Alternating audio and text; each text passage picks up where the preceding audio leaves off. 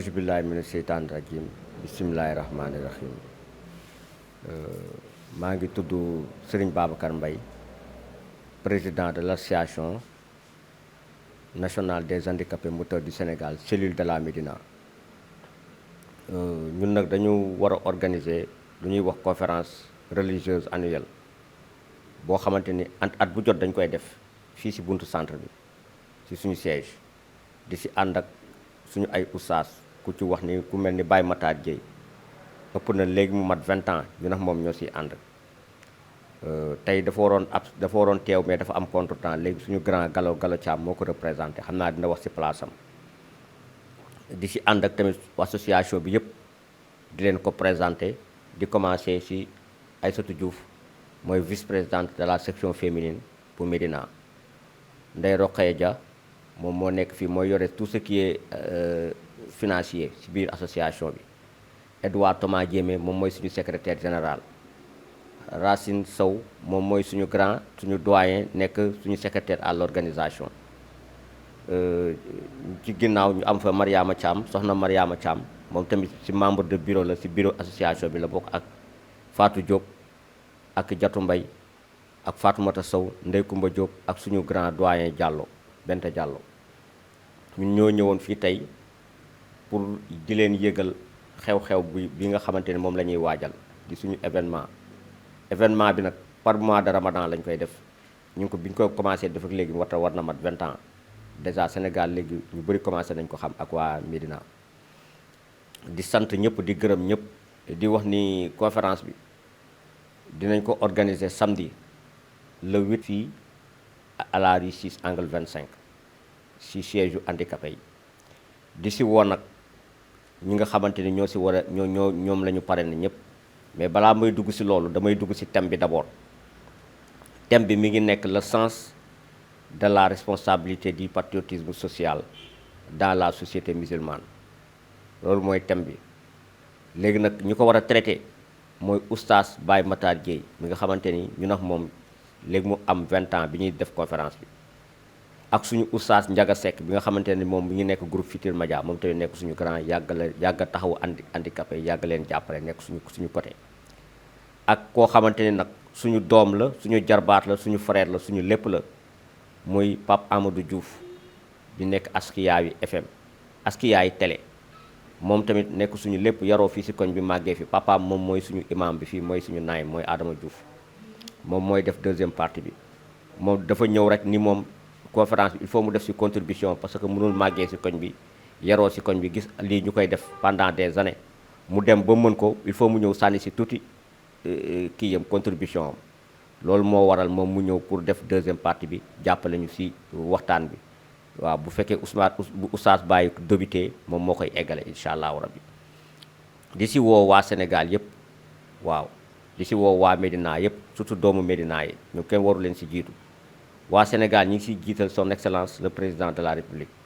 Macky Sall Adja Mariam Faye Sall moom ci marraine yi la bokk waaw di ci woo tamit le premier ministre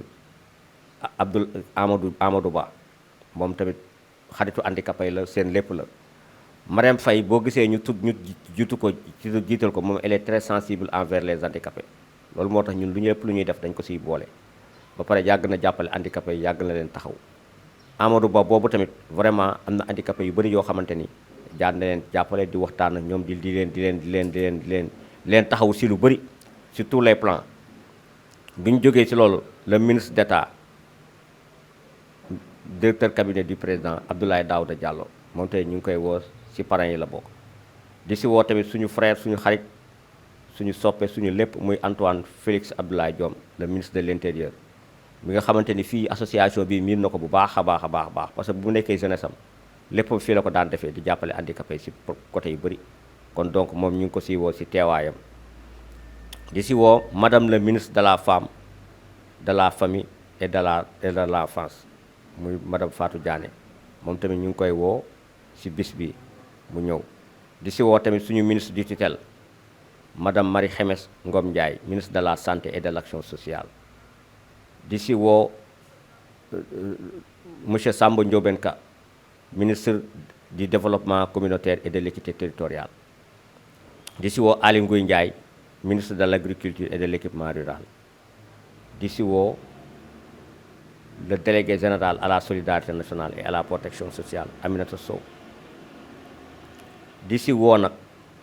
ñëpp ñi nga xamante ni ñi ngi nekk fii si biir Médina di si jiital si kaw ku ñuy wax Cheikh Ahmed Tidiane Ba le directeur général du Caisse nationale de crédit agricole du Sénégal CNCAS di ko woo parce que moom si suñu parents yi nekk Médina moom moo si nekk si kaw parce que moom suñu lépp la vraiment lépp lu handicapé di jàpp mi ngi si biir lépp lu ñuy sumb mi ngi si biir kon donc moom lañ njëkk a woo Médina moom mi nga xamante ni moom lépp handicapé la bi ñu paree si loolu ñi ngi woo la maire Bamba Fall le ministre maire Bamba Fall ñu ngi koy woo moom tamit si bis bi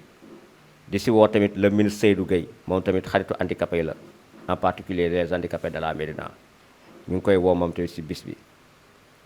di si woo tamit képp koo xamante ni le ministre de la jeunesse Pape Malick Ndour ñu ngi ko si woo di si woo Mamadou Talla le ministre du développement le ministre des collectivités territoriales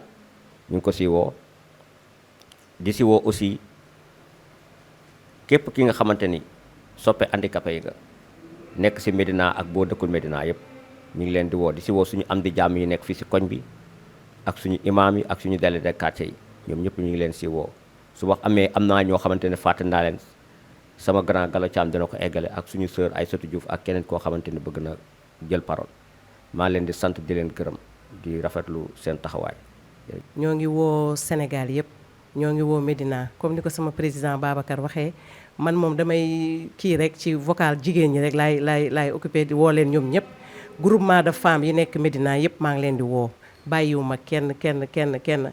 su ma limee damay juum ñëpp dem nañu jox leen seen i carte ñoom ñëpp bëgg nañ ñu wuy suñu ci sunu bés bi ñun amuñu lu dul sunu bés bi te xam naa waa Médina yëpp nañ ko woote di woote sunu mbokk yi di woo dëkkandoo yi di woo ñëpp ñu ngi leen di woo ñëpp daa bëgg na ministre de la femme nag ñu ngi lay woo en tant que ñun jigéen ñu ngi woo daal nga ñëw sagal ñu sunu bés bi taxawuñu. waa Sénégal waa Ndakaaru waa Médina dégg ngeen message bi nga xamee ni président Babacar Mbaye wax na ko ak présidente Aïssatou Dia wax nañ ko ngir li nga xamee ni moom la ñuy organiser chaque année